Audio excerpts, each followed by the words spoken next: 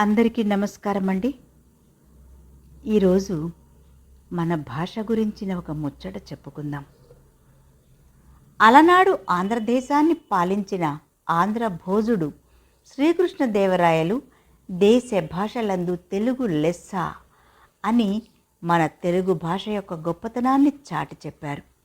మరి ఈనాడు మన కళ్ళ ముందు జరుగుతున్నది ఏమిటి? ఏవి ఆ తెలుగు వెలుగు సౌరభాలు? కనుమరుగవుతున్న తెలుగు లిపి, అందమైన అక్షరమాల నా తెలుగు లిపి. నేడు రాయడం గగనమైపోయే, ఆంగ్ల భాష మోజులో అంతమైపోయే. తెలుగులో రాయడం నేడు కష్టమయ్యే.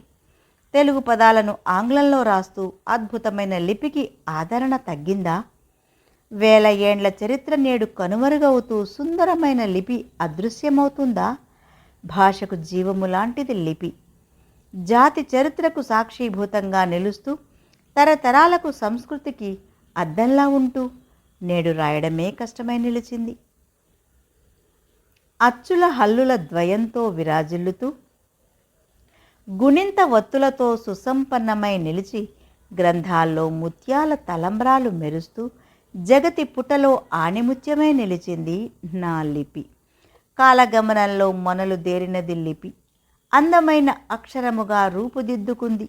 గుండ్రటి ఆకారంతో అందంగా వెలుగుతుంది.